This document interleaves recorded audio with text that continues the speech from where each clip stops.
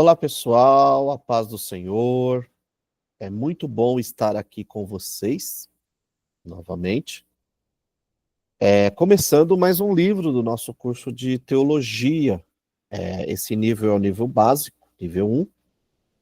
E nessa ocasião nós iniciaremos a matéria de Apocalipse, a disciplina Apocalipse. Lembrando que, por ser um curso básico, nós não temos a proposta de aprofundar e entrar em questões polêmicas ou mais detalhadas acerca do livro. No entanto, é fato que é necessário você, aluno, ter um panorama do que é o livro do Apocalipse, ok? E aí, eu desejo começar essa matéria fazendo uma pergunta. Por onde devemos começar a ler a Bíblia?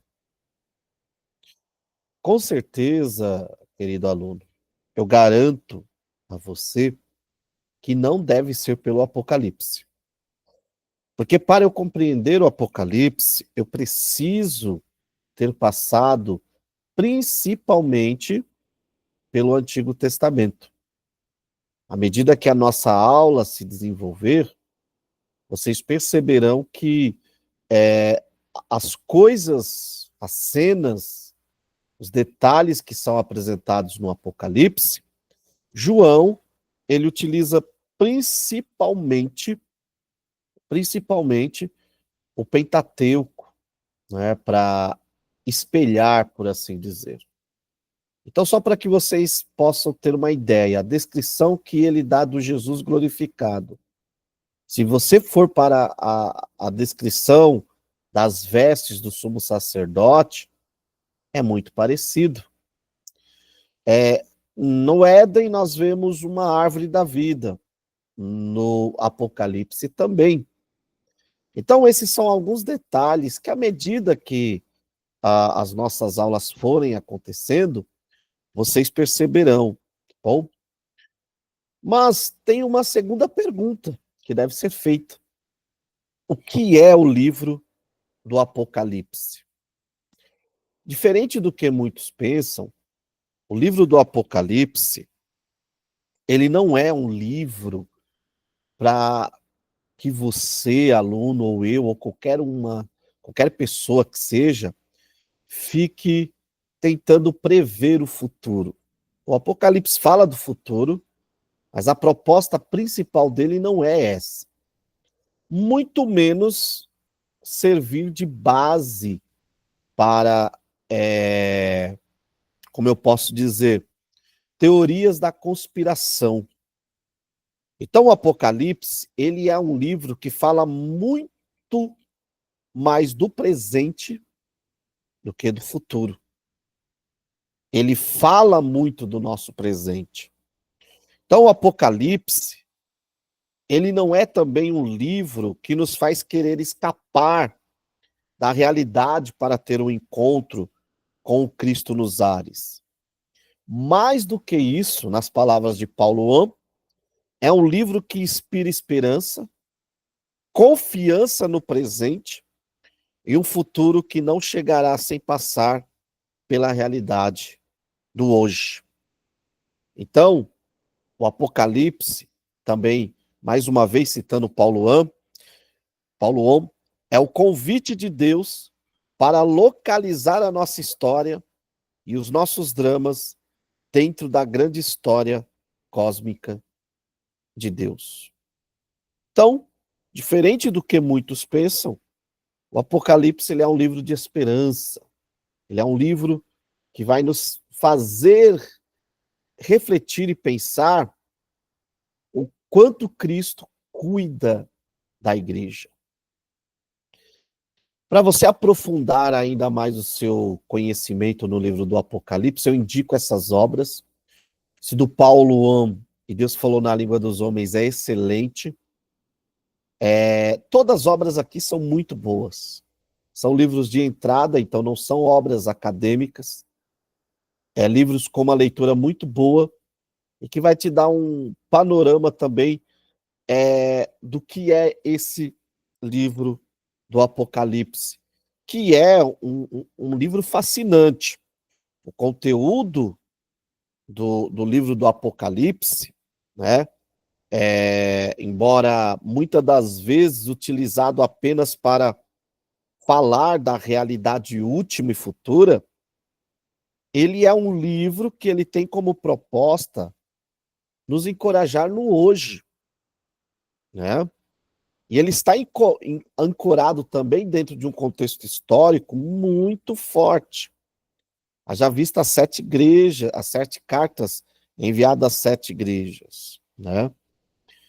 Não é o propósito da nossa aula, mas eu tenho até um curso sobre literatura, gênero apocalíptico, e lá nós aprofundamos também uma outra questão, que esse livro, que para nós muitas das vezes pode parecer estranho, esse gênero literário chamado gênero apocalíptico, ele era um gênero muito comum ali nas igrejas primitivas.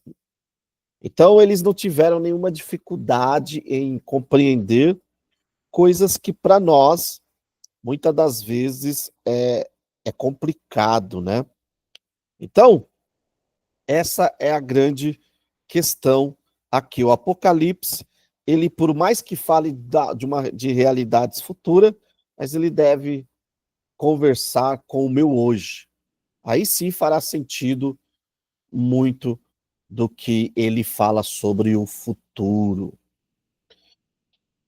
Vamos definir aqui o que é a palavra apocalipse. Vem do grego apokalipsos, que significa descobrimento, divulgação, revelação, conforme o dicionário Vine.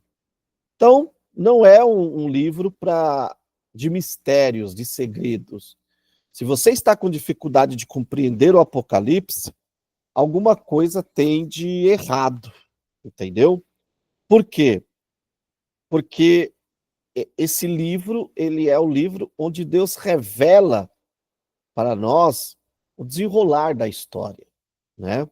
Então, ainda em um sentido mais amplo, o nome Apocalipse significa tirar o véu, né? Então, é a manifestação sobrenatural de Deus na história, nos mostrando o final daquilo que estava ou que se achava oculto. Então, o Apocalipse não é um livro de mistérios, de segredos. Ele é o livro da revelação de Deus acerca do nosso futuro. Outra questão muito importante sobre o Apocalipse é compreender, né, o seu contexto. E quando nós analisamos o contexto geral do Apocalipse, que está envolvido, ou que engloba as 7 igrejas, podemos notar o quê? Uma mistura de várias questões, não necessariamente ligadas à perseguição, mas também à letargia espiritual, né? A falta de perseverança, a igrejas que, nesse sentido que nós estamos falando, e destacados por grandes teólogos, não estavam cumprindo a sua função de igreja. Então, diante desse contexto, o Senhor envia o Apocalipse com um propósito duplo: despertar aquelas igrejas que estavam acomodadas e consolar aquelas que estavam passando por tribulação. Então, nós vemos, por meio do Apocalipse, essa questão de que nós devemos estar preparado no hoje para o arrebatamento da igreja, né? Então, é muito interessante. Mas vamos falar de alguns aspectos gerais aqui do Apocalipse, e depois nós entraremos, até mesmo na lição 2, onde é a lição onde vamos tratar da igreja, então nós entraremos em muitos contextos. Então, a proposta da aula de hoje é um geral, é um panorama mesmo do que é o livro do Apocalipse, tá? Então, a autoria e a data. por mais que a crítica fale, né, que coloque aí como havendo, sendo um outro João, né, o próprio, o próprio Paulo, no seu livro Deus Falou na Língua dos Homens, ele traz ali dentro do contexto do que está acontecendo, né, dentro desse debate, vamos dizer assim, quanto à autoria, várias visões, né? Mas a visão que prevalece é a visão de que o livro do Apocalipse, ele foi escrito por João, por João. E é muito grande os indícios desse dessa escrita por João, o, o filho de Zebedeu, irmão de Tiago, discípulo amado. Primeiro, por conta dos fatores internos do livro, e por uma outra questão, que é a questão das evidências externas. Então, internamente, João se apresenta, e externamente, nós temos aí o testemunho de pessoas importantes na igreja, na história da igreja, testemunhando que João foi o escritor, né? O João apóstolo amado. Então nós temos Irineu, que morreu em Lyon, na França. Nós temos Clemente de Alexandria, Tertuliano de Cartago, Orígenes de Alexandria, Hipólito de Roma. Os outros que vieram depois, mas ali próximo deles, como Basílio Grande, Atanásio, Ambrósio, Cipriano, Agostinho e Jerônimo. Temos também o testemunho de Teófilo, bispo de Antioquia. Então, note que, conforme Silva coloca, sempre houve na igreja um testemunho muito forte em relação à escrita por João, o apóstolo amado. Quanto à data, o livro foi escrito, conforme o próprio citado aí por Eusébio de Cesareia, citando o testemunho de Irineu, ele foi escrito durante os domínios do imperador Domiciano. Então, entre 90 e 96. Foi escrito pelo João, filho de Zebedeu, na ilha de Patmos, quando esse ficou exilado por causa da palavra. E quais os propósitos? Já adiantamos que o propósito principal não é discutir teorias da conspiração, descobrir quem será o anticristo, essas coisas, né? O propósito principal do livro do Apocalipse é esses daqui que eu vou te mostrar agora. Em 81, Domiciano assume o império, e por volta do ano 90, ele reivindica para si a divindade, e ele vai ordenar que todos o adorem como Quírios, César e Quírios. E o Domiciano tem uma outra coisa interessante, ele traz para si o título, ou a alcunha de ser a própria Roma. Então, desobedecer Domiciano era como se estivesse atacando Roma. E quem ataca Roma deve ser julgado, perseguido, morto. Então, essa questão de Domiciano querer adoração como Quírios entra em choque com os cristãos, porque os cristãos confessavam unicamente a Jesus como seu Senhor, como seu Quírios. E aí, por negar reconhecer Domiciano como Quírios, os cristãos são considerados desleais ao império, desleais ao imperador, por esse motivo precisam morrer, precisam ser perseguidos, né? E um dos presos de Domiciano foi justamente João, o apóstolo, que foi exilado na ilha de Patmos e condenado a trabalhos forçados, conforme algumas fontes colocam. E a partir disso começa a circular rumores de que Domiciano é, assinaria um novo decreto que condenaria todos aqueles que negassem adorar o imperador à morte. E aí, diante disso, esses cristãos começam a ficar desesperados. E aí entra o Apocalipse como um livro que, primeiro, quer mostrar, tem como propósito mostrar a soberania de Cristo sobre o universo e a sua onipotência.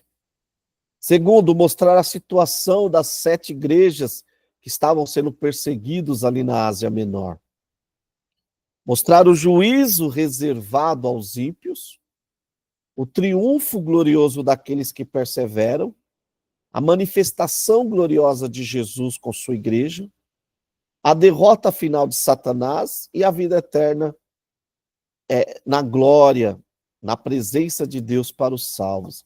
Então, o propósito desse livro, portanto, é consolar a igreja em meio à perseguição, fortalecer os desanimados com a esperança da vitória certa, através da perseverança, e mesmo que enfrentando a morte física, promover a fé na soberania e poder de Deus que domina a história da humanidade. Quem são os destinatários? A priori, as 7 igrejas da província da Ásia. E depois, todos os cristãos contemporâneos, companheiros na aflição, da perseguição, e também todas as gerações posteriores de cristãos. Então, o livro do Apocalipse ele tem um destinatário primário, que são as 7 igrejas, mas ele também, a sua mensagem é para todos os cristãos de todas as épocas. Para eu compreender esse livro, eu preciso ir para o Antigo Testamento.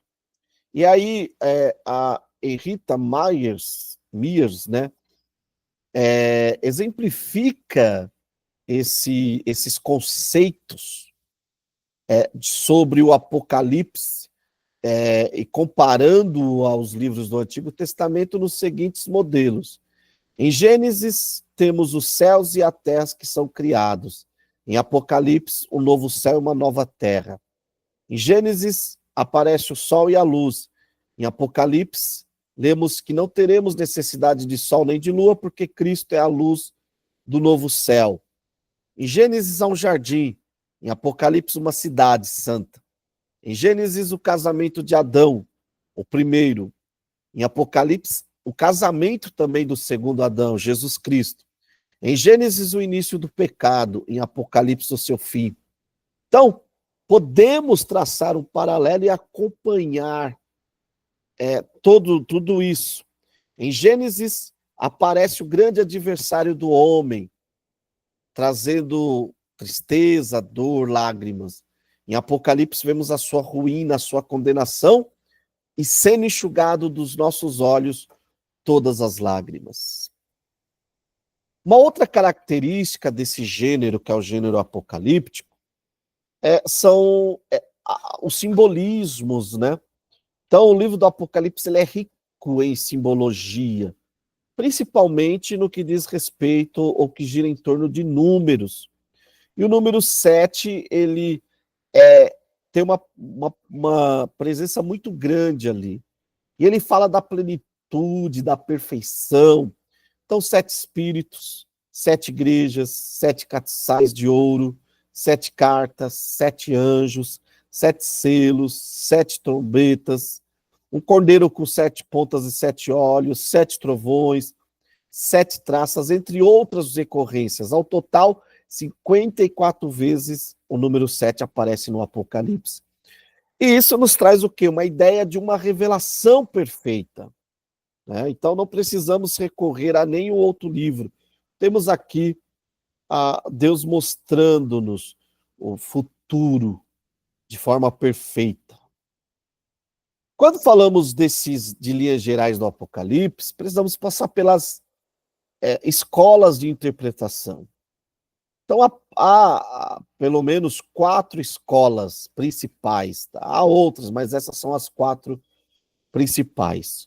A escola futurista, que ela vê o livro do Apocalipse tudo para o futuro. Por exemplo, até mesmo as 7 cartas, em alguns pontos, eles veem como coisas que diz respeito ao futuro. Essa escola, ela encontra ali a sua guarida muito no que nós chamamos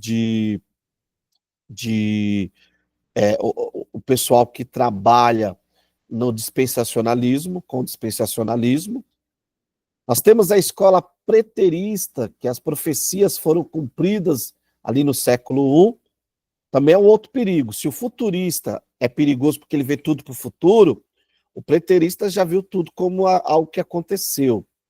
Temos a histórico atual, que as profecias de revelação estão se cumprindo, agora durante o período da ressurreição de Jesus e a sua segunda vinda. Também não vejo, eu vejo essa escola como pontos positivos e negativos, porque muitas coisas não estão se cumprindo ainda, né? E a idealista, que o relato do Apocalipse não diz respeito de forma alguma à história, é uma alegoria eterna do conflito entre o bem e o mal, né? Então, a maioria dos teólogos tem assumido a interpretação literal e futurista. Contudo, em muitos pontos, há divergências quanto à interpretação dos símbolos contidos no livro. Por isso, é razoável que o estudante tenha bastante atenção quanto a estas interpretações e cautela em relação às suas posições, tá? Isso daqui abre até um parênteses para eu esclarecer algo. Isso daqui são escolas. O Apocalipse é palavra de Deus. Essas escolas não são palavra de Deus. São meios sistematizados de entender o conteúdo do Apocalipse, assim como escatologia. O pessoal acha que escatologia é o Apocalipse. Toda a escatologia saudável se baseará no conjunto de textos bíblicos, entre eles textos do Apocalipse. Mas escatologia, em suma, seria o quê? Um sistema relacionado às últimas coisas que sistematizado por uma igreja, seja aliancista ou dispensacionalista, e que enxerga as coisas, os temas relacionados ao fim, com base naquela visão escatológica. Okay? Essas escolas escatológicas têm seus prós e contras. Agora, o Apocalipse, como palavra de Deus, deve ser lido de forma certa e correta, para não se cometer equívocos. Tá bom? Existem 2 divisões, né? Existe teólogos, estudantes que dividem o Apocalipse assim: as coisas que têm vistos, as coisas que são, que seria a parte histórica, e as coisas depois destas, que eles dividem como? O Apocalipse 1, do 1 ao 18, é uma divisão, é o prólogo. O Apocalipse 1 e 20 a 3 e 22 seria a parte histórica, já se cumpriu. E do 4 em diante é tudo futuro. Não, nada está acontecendo. Ou nada aconteceu, entendeu? Só que eu prefiro essa divisão.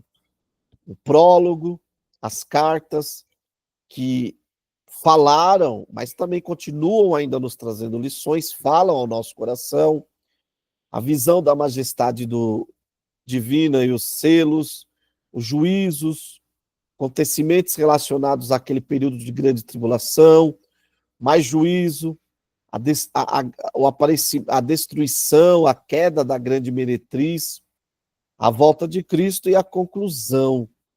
Então, esse é um meio que eu acho muito legal de nós entendermos o Apocalipse.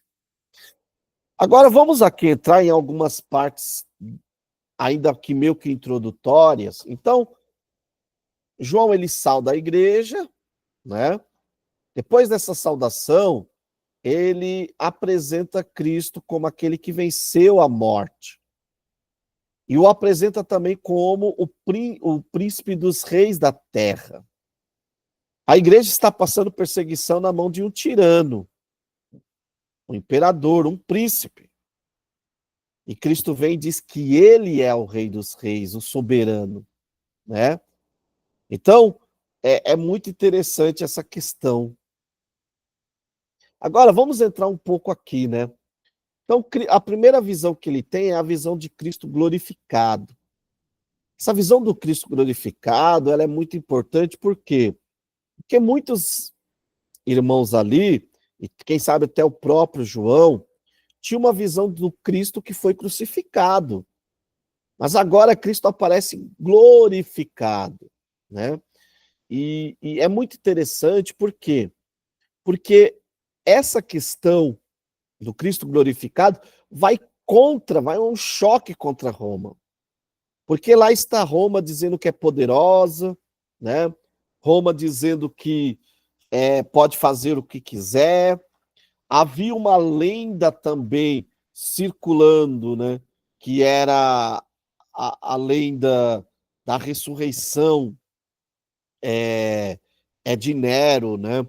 Ou como o próprio Kostenberg e Peterson colocam, que era o quê? Era a lenda do redivivus, né? Ou seja, que Nero voltaria a viver e junto com Domiciano ele levaria Roma de novo para o seu auge. E aí Cristo aparece ali, como tendo a espada de dois gumes mais penetrante que qualquer espada de dois gumes, e Roma se gloriava de ter a Gladius, a espada mais poderosa. Não, a espada mais poderosa é a espada de Cristo. Domiciano se gloriava de ser o Deus Sol. Cristo é aquele que brilha mais do que o sol em seu resplendor. Roma se gloriava de ser um império forte, mas na visão de Daniel é apresentado como barro misturado com ferro.